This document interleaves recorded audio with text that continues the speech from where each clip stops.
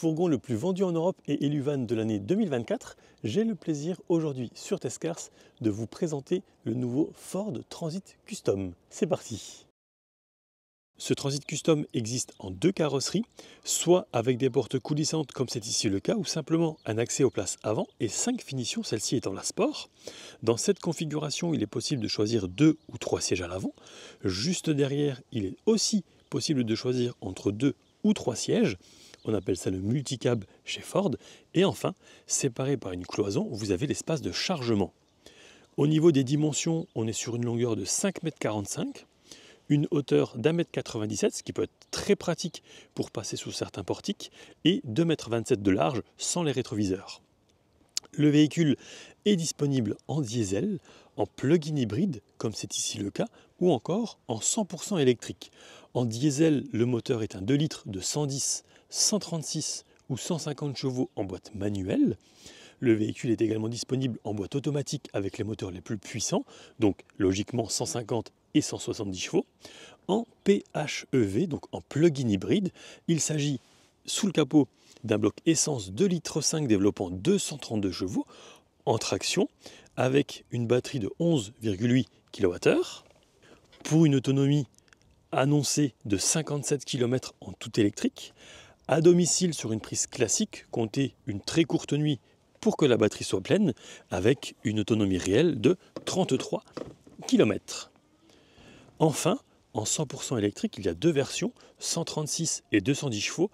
Le chargeur embarqué étant dans ce cas de 11 kW et la charge rapide en courant continu grimpe à 125 kW. Comptez environ 327 km d'autonomie. Avant de s'attaquer au design dans le détail, sachez qu'il est possible de tracter jusqu'à 2 tonnes sur cette version PHEV. Ce sera la même chose en tout électrique. Et par contre, ce sera 2,8 tonnes de remorquage possible sur la version diesel. Alors au niveau du design, vous noterez naturellement cette bande adhésive inspirée de la course. Très large calandre. En partie basse, vous avez aussi les capteurs, fort pratique vu le gabarit du véhicule. Les optiques sont à LED. Il y a aussi une partie de bande adhésive en partie basse. Des jantes alu 17 pouces. Rétroviseur assez large, splitté en deux, vous allez le voir dans un instant. La petite caméra en dessous pour le système à 360 degrés. Voilà donc le rétro divisé en deux, qui intègre également l'alerte d'angle mort juste ici. Ça c'est extrêmement pratique. Rétro d'ailleurs rabattables manuellement, mais qui sont dégivrants. Et ça, pour avoir expérimenté, c'est très pratique. Ici, la trappe à carburant. Et j'ai volontairement ouvert la porte latérale pour vous montrer le soft close. Voilà. Le vitrage arrière, il est surteinté. Le véhicule existe en deux longueurs. À l'arrière, vous avez tout d'abord un kit carrosserie avec le béquet que vous voyez ici. Des feux verticaux. Le modèle de part et d'autre. Ce qu'il faut évidemment pour mettre une remorque. La petite caméra qui va bien. Vous avez également intégré au bouclier arrière les capteurs. Et puis, une double porte.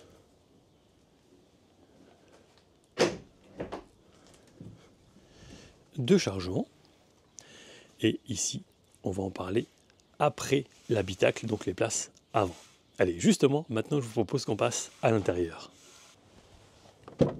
Alors, première chose que l'on découvre lorsque l'on ouvre la portière, c'est qu'il s'agit bel et bien d'un VU pour véhicule utilitaire. Alors évidemment, pas de fioritures, pas d'alcantara, pas de cuir, pas de surpiqûre. Ici, ça doit être robuste, c'est tout ce qu'on demande à ce genre de véhicule. Et puis vous noterez évidemment qu'il y a de multiples rangements. Ici, vraiment à l'extrémité basse, juste au-dessus avec également de quoi ranger une bouteille par exemple.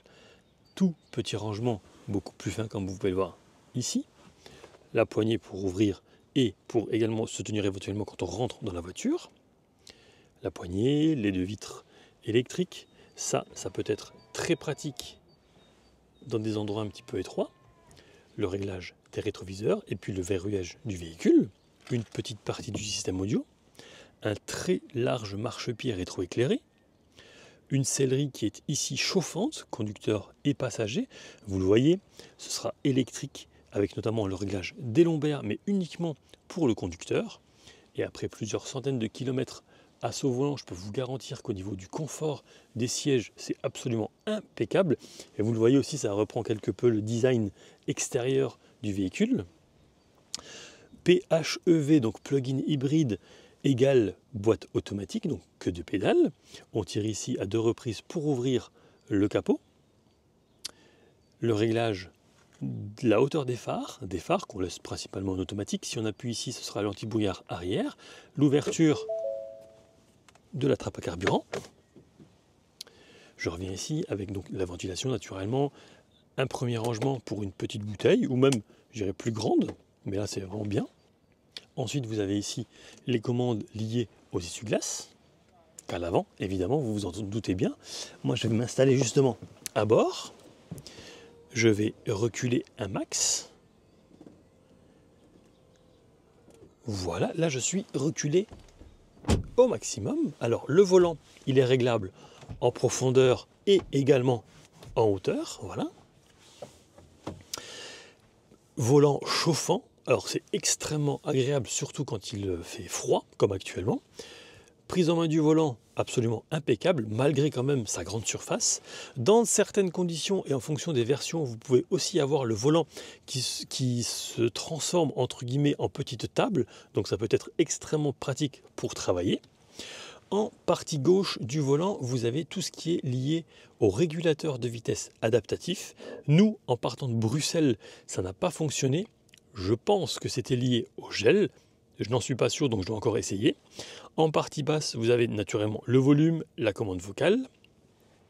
En partie droite, vous avez le téléphone en Bluetooth, changer par exemple de station de radio, et puis tout ce qui est navigation dans le menu qui est ici.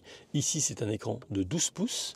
Alors, est-ce que je dois mettre sous tension le véhicule? Non. Voilà, vous avez notamment l'ordinateur de bord. Voilà. Ici, je peux paramétrer aussi ce que je veux voir. Donc là, je vais vous montrer par exemple la charge de la batterie qui est à 94%. On va revenir sur ce menu. Voilà, trajet économie. Donc vous avez 2 ordinateurs de bord différents. Ça peut vous montrer aussi le nombre de kilomètres que vous faites en tout électrique. D'ailleurs, vous voyez en bas l'autonomie en essence et l'autonomie en tout électrique, avec une jauge à droite.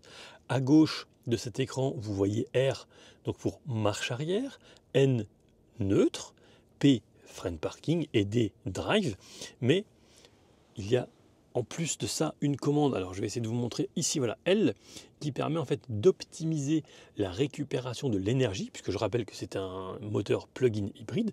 À défaut d'avoir des palettes, eh bien c'est ici sur le sélecteur de vitesse, il n'y a pas de B, comme ça peut être le cas sur d'autres véhicules. Ici c'est vraiment L pour grappiller encore un petit peu d'autonomie. Ensuite vous avez donc en bas le kilométrage total du véhicule, la température. Moi je reviens sur ce menu puisqu'il y a quand même beaucoup de choses intéressantes. Voilà. Alors ici vous avez en outre par exemple une information moteur avec la durée de vie de l'huile, quand est-ce qu'elle devra être changée, quand est-ce que la vidange devra être faite. Ensuite, entretien du véhicule, c'est classique. Audio, on va pouvoir par exemple voilà, passer de la FM au DAB. Le téléphone mais qui n'est pas connecté actuellement. Le réglage de la navigation, voilà un petit raccourci si vous voulez ne pas toucher à l'écran, seulement naviguer depuis ce menu. Je trouve que c'est vraiment très pratique. Et puis les réglages notamment de l'affichage. Vous voyez, voilà, il n'y a pas d'affichage tête haute, appelé également head-up display, mais on peut choisir quand même certaines choses au niveau de l'affichage. Et puis on arrive sur le réglage du véhicule, par exemple voilà, l'historique de conduite en tout électrique, ou encore le remorquage d'urgence, mais ça, on va y venir dans un instant lorsque l'on évoquera le grand écran. Au niveau des bruits du clignotant, rien à dire. Bon, là, je suis dans un quartier résidentiel, je ne vais pas essayer les klaxons tout de suite. Vous avez également, derrière ce volant, ici, vous le voyez, de la connectique et un double rangement, séparé par une toute petite cloison ici. Un très très large pare-brise, vraiment c'est assez impressionnant lorsque l'on est au volant. Au-dessus, vous avez un pare-soleil. Il n'y a pas de miroir, il n'y a pas de lumière, mais enfin, c'est quand même là pour vous protéger. Et puis mettre, par exemple, une carte ici. Poignée de maintien côté conducteur. La même chose côté passager. Ensuite, vous avez ici, évidemment, le bouton SOS, les lumières de plafonnier. Et vraiment une très très bonne vue. Alors, c'est logique, on est à hauteur, donc on voit extrêmement bien. D'ailleurs, j'en profite également pour vous dire que l'absence de rétroviseur intérieur n'a jamais été un problème. Pourquoi? Eh bien, parce qu'on voit extrêmement bien ce qui se passe dans les rétroviseurs. Et qui plus est, lorsque vous enclenchez la marche arrière, alors je vais démarrer la voiture. Voilà, vous avez ici, alors là, j'ai mal choisi parce que je suis en plein soleil, donc forcément c'est pas terrible. Alors, je vais essayer de me bouger un petit peu en enlevant préalablement le frein à main. Voilà. Alors, hop.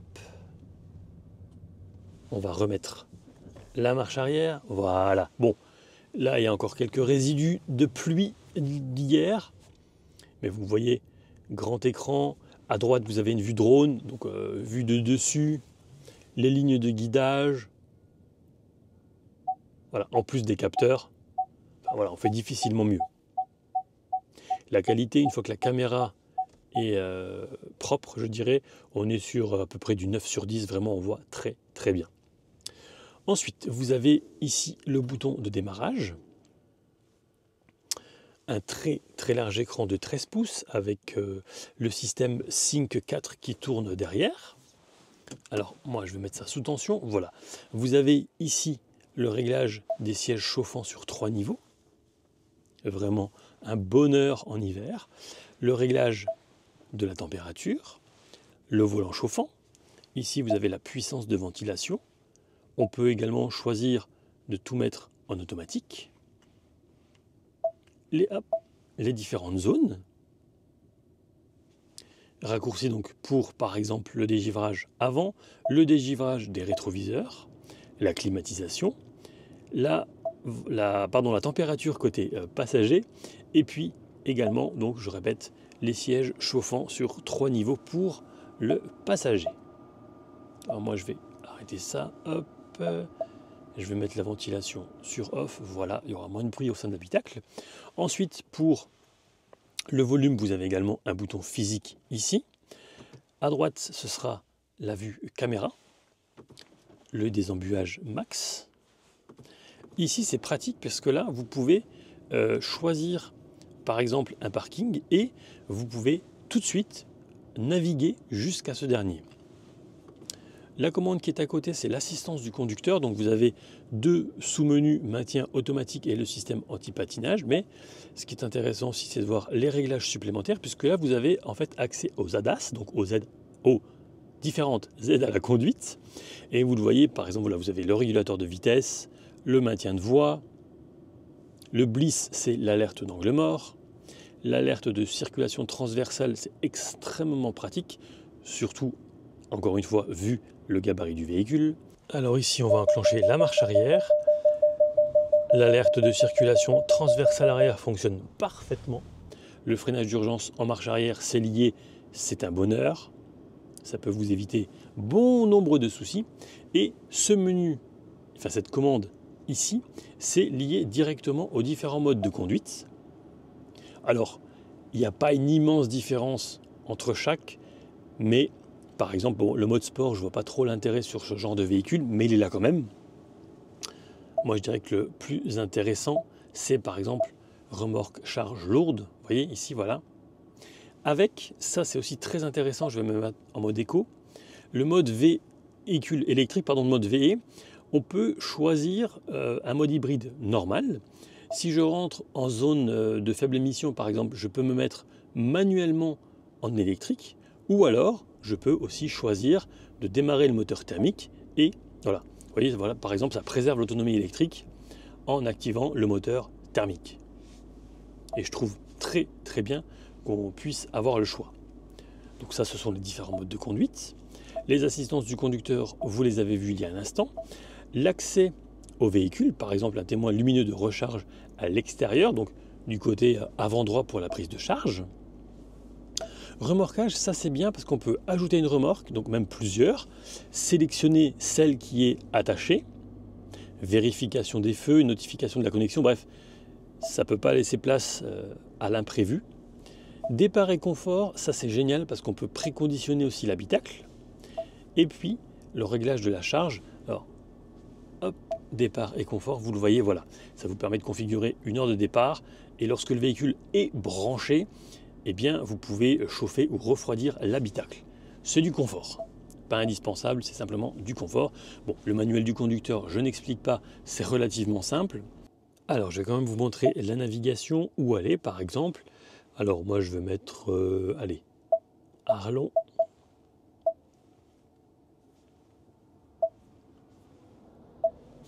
Ça trouve rapidement. Oh oui, c'est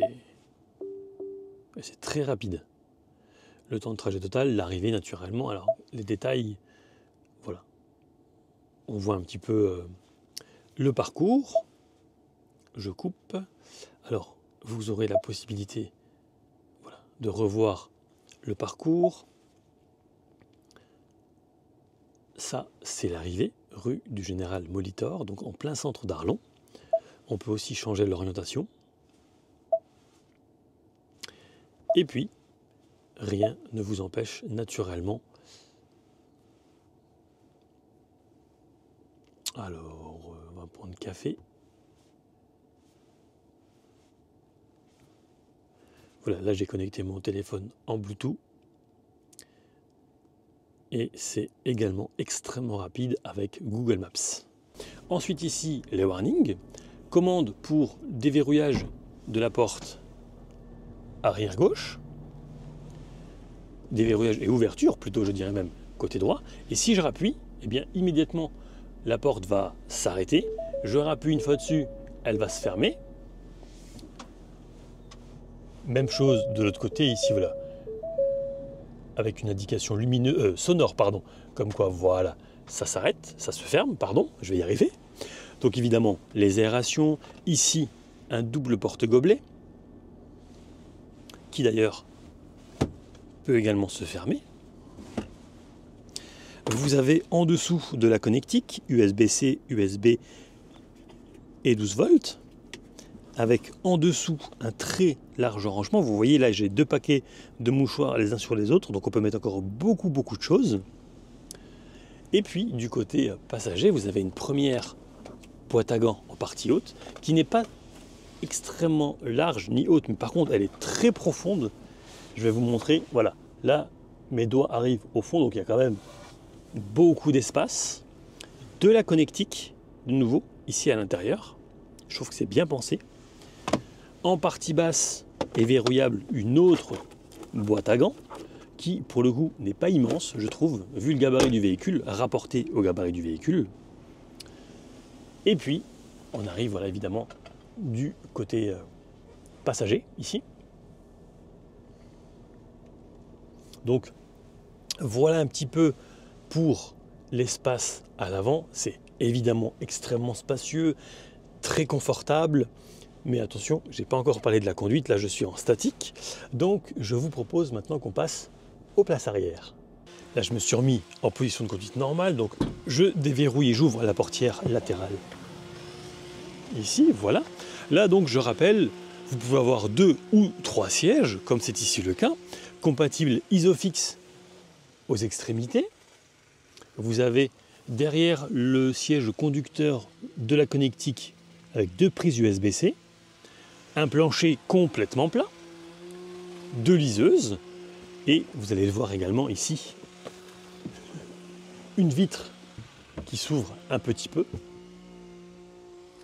Pour ce faire, alors là, je vais refermer ici.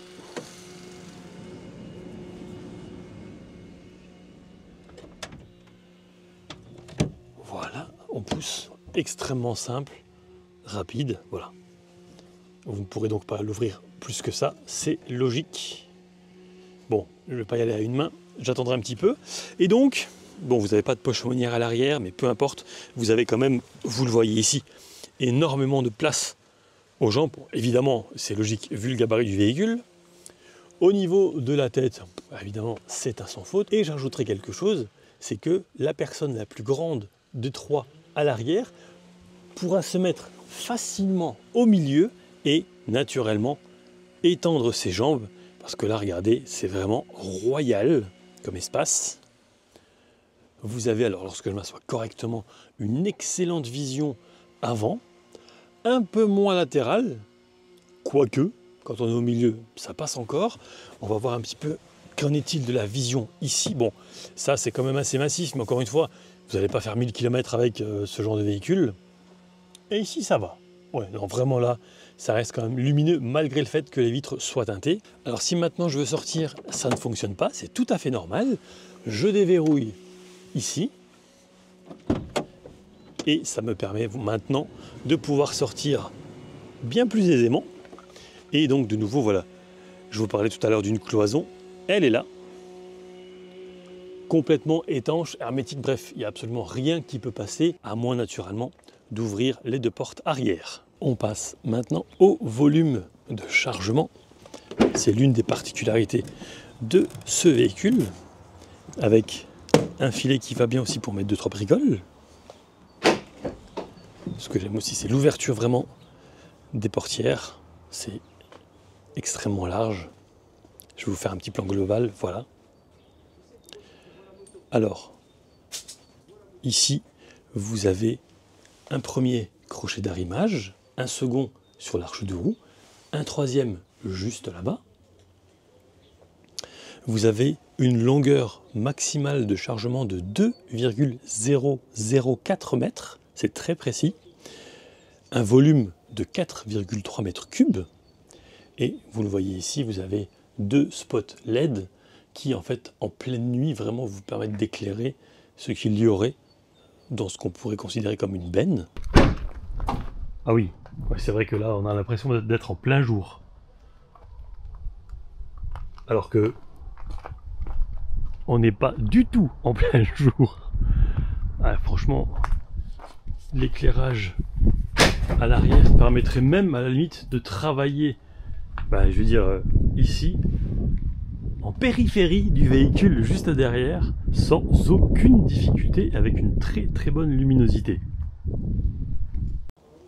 Alors, hop, je vais mettre, voilà, ici, vous filmez également, voilà, un petit peu de l'autre côté, pour que vous puissiez avoir une autre vue.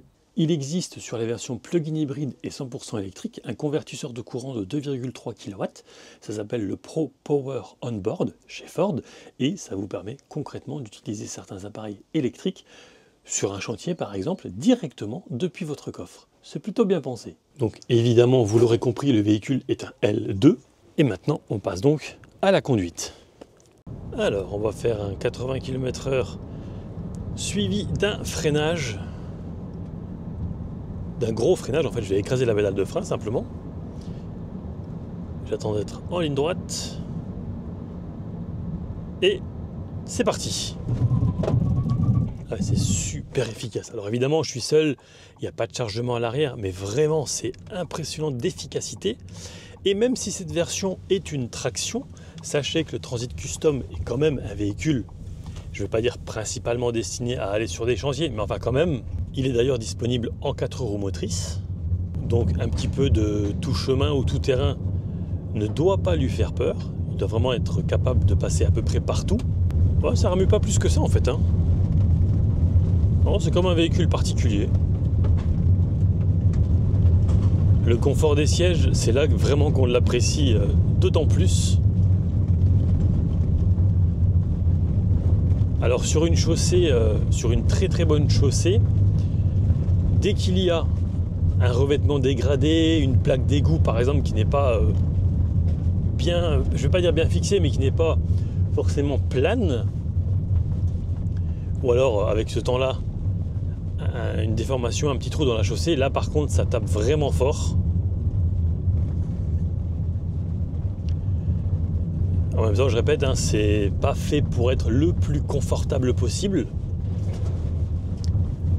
C'est un utilitaire. Si on veut du confort, on prendra un Explorer ou d'autres modèles de la gamme chez Ford.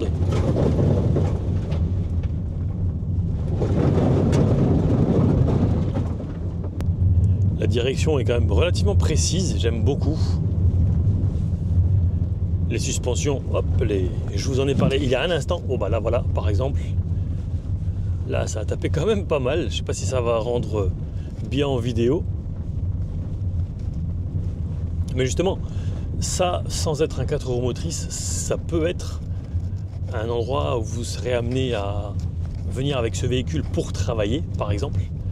Bon, là par contre, je me calme parce qu'il y a quand même énormément de trous et de bosses qui vont arriver. Donc on va y aller tranquillement. Je vais quand même maintenir un petit filet de gaz pour ne pas rester embourbé. Le volant chauffant, bon, c'est pas indispensable, hein, vraiment pas. Mais alors en hiver, c'est un confort incroyable, sans parler naturellement des sièges chauffants. Vous avez aussi Apple CarPlay et Android Auto, sans fil. Puis pas mal d'assistance, hein, qu'on verra un tout petit peu plus tard lorsque je serai sur voie rapide ou sur autoroute, qui vous permettent éventuellement de faire pas mal de kilomètres avec le régulateur de vitesse adaptatif, le maintien dans la voie, bref, beaucoup d'outils pour que vous puissiez arriver serein et détendu à destination. Alors, on est ici maintenant sur un tout autre type de revêtement. Vous allez voir dans quelques secondes, il y aura un petit peu moins de terre, moins d'herbe. Ce sera un poil plus de crassette. Alors ici, on va se mettre tout doucement à 80 km/h.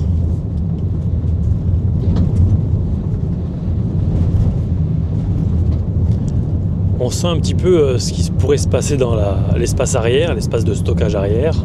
On va faire un gros freinage à 74 km/h. C'est parti. On est en montée. Le sol est quand même glissant. Je pensais qu'il y aurait davantage de crassettes à cet endroit-là. Eh bien non. Ce qui est bien, c'est que les pare-soleils sont quand même assez larges. Au prorata de la taille du pare-brise. Non, ici, et malgré les aspérités de la route, le siège enveloppe extrêmement bien. Rien à dire. Alors, maintenant, on va activer le régulateur de vitesse adaptatif. Adaptatif sur 4 niveaux. Je vais volontairement, alors peut-être pas en montée parce que là je ne vois pas ce qu'il y a derrière, je vais attendre un petit peu. Voilà, ici je vais volontairement lâcher le volant. Il ne détecte pas la ligne, bon, qui certes n'est pas non plus dans un état impeccable. Je rappelle que le conducteur doit rester maître de son véhicule, quel que soit le niveau d'assistance de celui-ci. C'est vraiment très très agréable. En fait, l'absence de rétro central n'est pas du tout un problème. Ah, et là, je me rends compte que le régulateur de vitesse adaptatif est lié à la topographie. Donc là, concrètement, je ne ralentis pas. C'est le véhicule qui a ralenti lui-même puisqu'il a détecté un virage. Et je n'ai même pas la navigation d'activer. C'est ça qui est fou. Bon, là, je suis à 30 à l'heure. C'est quand même assez lent. Surtout que, bon, ici, c'est 80, même si on va rentrer en agglomération dans quelques secondes. Il y a aussi l'aide en descente, le contrôle de descente en fait, c'est-à-dire que le véhicule ne peut pas s'emballer, il ne peut pas dépasser une certaine vitesse, en général c'est 30 km/h justement.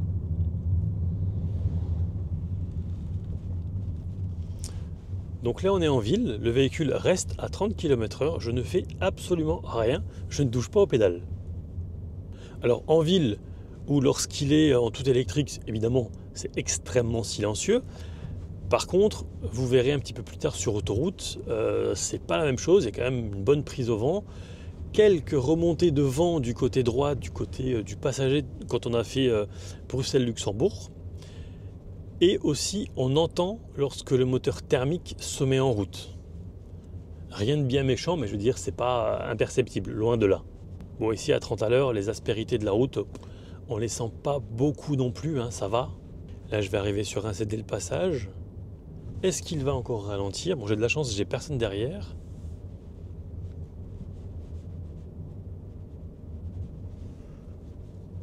Ça va être intéressant à voir.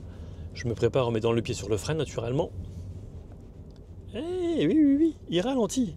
Il ralentit. Bon, il aurait continué, parce qu'évidemment, il ne détecte pas les engins. Mais oui, absolument. Il ralentit jusqu'à... Bon, à 24 km/h, j'ai quand même pris la décision de freiner par moi-même. Une fois sorti de la ville, je vais faire un 50-80 en mode éco, en légère descente, c'est parti. Voilà, 83-85, un beau virage qui arrive ici. Aucun problème.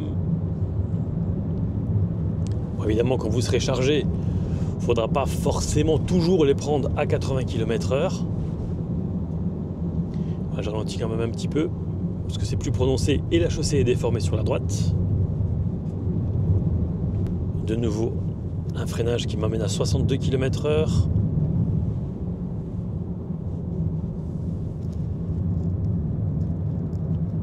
La chaussée est sèche, ça tient super bien dans les virages. Là je suis à 64, 65. Bon, j'ai une bonne visibilité sur ce qui pourrait arriver en face, donc je me permets. Voilà, ouais, ça ne décroche pas, c'est agréable à rouler et même à enchaîner des virages assez prononcés. Il va y avoir une descente dans quelques secondes, donc je vais vous montrer. Je vais relâcher la pédale du frein, de l'accélérateur, pardon, voilà, là c'est le cas.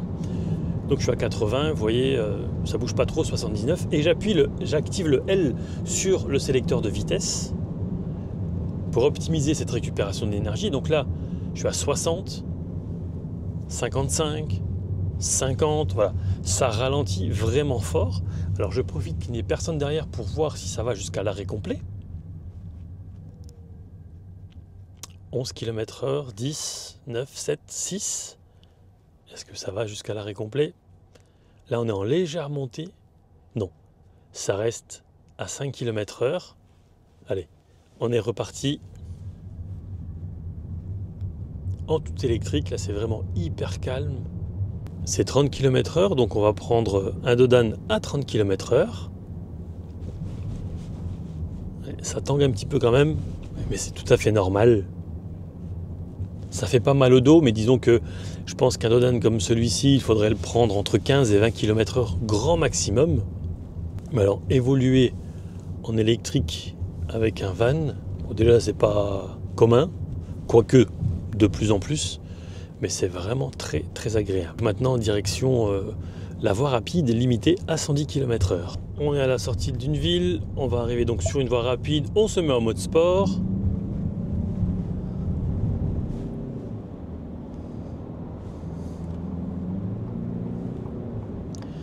Très bonne rétrovision, vraiment là c'est impeccable sur les côtés. Même si on se tourne, on a quand même encore une très bonne vision via les vitres arrière.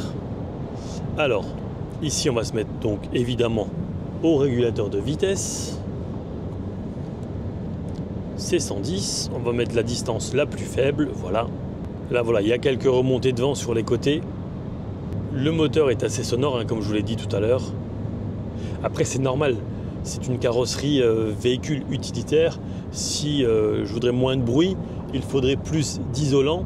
Et donc, outre le prix qui serait un petit peu différent, eh bien, le poids du véhicule serait également différent. Et donc, la consommation également. Donc finalement, c'est logique. Et ça, c'est parce que j'essaie beaucoup de véhicules particuliers. Parce que je rappelle quand même que c'est le véhicule, le van de l'année 2024. C'est la plus grosse vente de véhicules utilitaires en Europe, donc forcément ce n'est pas un souci pour les professionnels. Alors ici j'ai activé le maintien dans la voie, ça dépasse un tout petit peu et j'ai le message garder les mains sur le volant. J'en profite qu'il n'y ait personne derrière moi. Ouais, ça bip, j'ai toujours le même message. Ça corrige, effectivement. Pas qu'une seule fois, ça c'est très bien.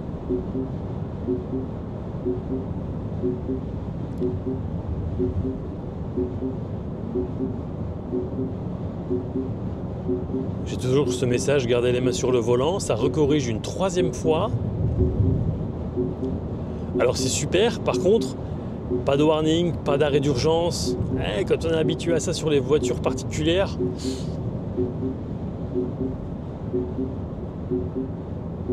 rien d'autre, juste garder les mains sur le volant et la correction de la trajectoire quand même. Bon, là je reprends la main. Alors, alarme conducteur fatigué, pause conseillée. Non, le conducteur n'est pas fatigué. Le conducteur doit juste tester la voiture. On est haut perché, on voit vraiment très bien ce qui se passe sur les côtés et devant nous.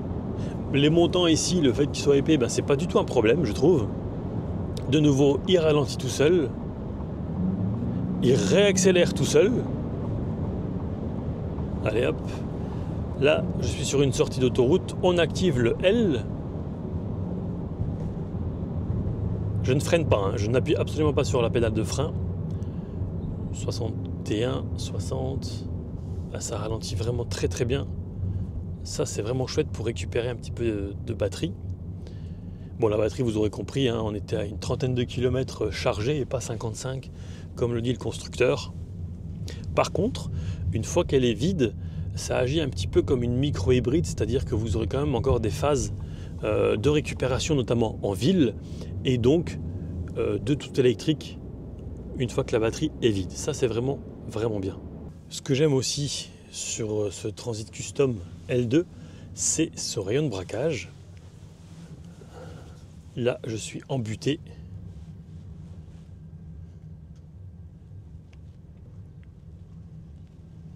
Et vraiment, vous voyez, je trouve que ça tourne vraiment très bien. Et vous le voyez, là, il a 711 km d'autonomie en essence, 28 km en électrique. Et nous, on en a pour 215 km. Me voici désormais arrivé à destination chez moi. Donc, on va prendre l'ordinateur de bord 1. Voilà, ça fait donc 247 km. 8,5 litres de moyenne avec une immense majorité d'autoroutes.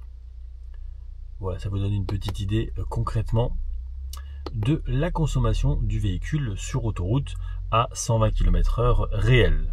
Petite séquence nocturne pour vous montrer un petit peu les feux, on va dire, normaux. Et puis, les pleins phares.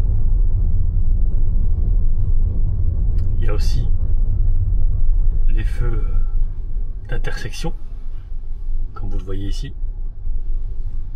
Allez, on retourne à gauche, encore à droite. Voilà, ça vous donne une petite idée. Là, je vais enlever les pleins phares. On les remet. Le véhicule est garanti 2 ans. Il est garanti 2 ans. La voiture est garantie 2 ans et il y a une garantie de 12 ans anti-corrosion par perforation.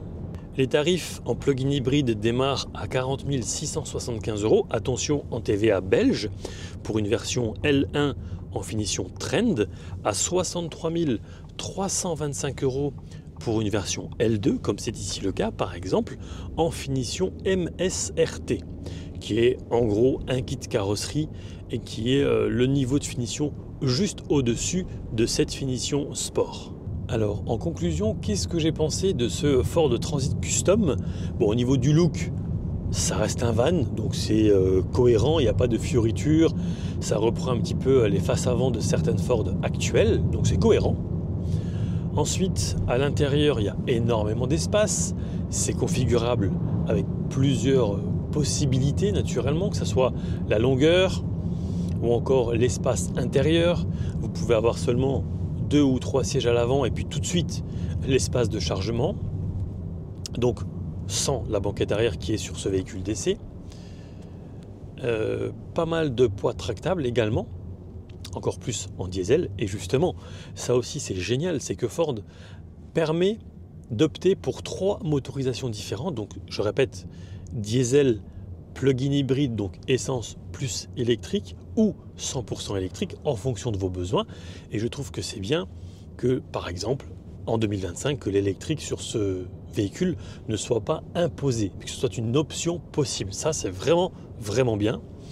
Tout ce qui est multimédia, vous l'avez vu, c'est hyper réactif, c'est moderne, il n'y a pas de fioritures, il y a vraiment, je trouve, l'essentiel, et même un peu plus, notamment avec les sièges et le volant chauffant. Comme je le dis souvent, c'est pas indispensable, mais c'est vraiment du confort, surtout actuellement en hiver, lorsque les températures sont négatives, tout comme le pare-brise chauffant ou les rétros dégivrants. Ça vous fait gagner un temps mais énorme, sans parler du confort de pouvoir rester au volant à bord donc. Ensuite, je vais parler de la deuxième rangée de sièges, parce que vous l'avez vu aussi, la place du milieu offre énormément d'espace aux jambes. Et si je reviens à l'avant, l'accoudoir est également un élément de confort non négligeable. Ensuite, au niveau conduite, ça tient bien la route. J'ai été vraiment étonné. Alors, évidemment, je suis seul, j'ai rien chargé derrière, mais vraiment dans les enchaînements rapides, j'ai été étonné du châssis et du comportement du véhicule. Vous l'avez vu aussi, je l'ai essayé sur route dégradée, sur voie rapide, sur une chaussée humide, donc vraiment sur différents types de revêtements, et à chaque fois impeccable. Alors évidemment, ça ne fait pas de miracle, d'autant plus que la version d'essai est une traction, mais quand même, ça se comporte vraiment très très bien. Et il est possible, je vous l'ai dit, de l'avoir en 4 roues motrices. Par exemple, si vous êtes en montagne, ou si vous avez des conditions climatiques qui nécessitent d'avoir une version 4 roues motrices. Au niveau consommation, vous l'avez vu aussi, bon, le PHEV c'est bien, ça rajoute un petit peu de poids, donc ceux qui achètent cette version joueront forcément le jeu de la recharge à domicile ou sur borne publique, mais je dirais plutôt soit chez soi si on est chef d'entreprise, soit au boulot par exemple, si on a une borne, même une prise de 120 au bureau suffit amplement, et en quelques heures seulement c'est rechargé. C'est rechargé, mais là en hiver ce sera vraiment plus une trentaine de kilomètres d'autonomie en tout électrique et pas 50 ou 55 comme annoncé. Mais bon, ça permet déjà de réduire la consommation si vous faites par exemple 50 ou 100 km par jour, en jouant, et je le répète, et c'est important, le jeu de la recharge, puisque nombre de personnes disposent d'un véhicule en plug-in hybride, mais ne jouent pas la carte de la recharge parce que parfois ils ne peuvent tout simplement pas. Je dirais malgré tout, oui, il y a quelques bruits d'air, l'isolation, c'est pas un véhicule particulier, c'est pas une voiture au sens où on va la prendre pour aller en vacances ou pour faire un road trip, c'est pas du tout sa vocation première. Moteur un petit peu bruyant également, je l'ai dit, mais pour son usage, on lui pardonne. J'espère que cet essai vous aura plu. Si vous avez des questions, eh bien, n'hésitez pas, les commentaires sont là pour ça, j'y répondrai avec grand plaisir. Je vous invite aussi à vous abonner, à liker et à partager cette publication. Il ne me reste plus qu'à remercier chaleureusement Julien de Ford Belux pour le prêt du véhicule. Et quant à moi, je vous dis à très vite pour de prochaines aventures auto et moto. Ciao!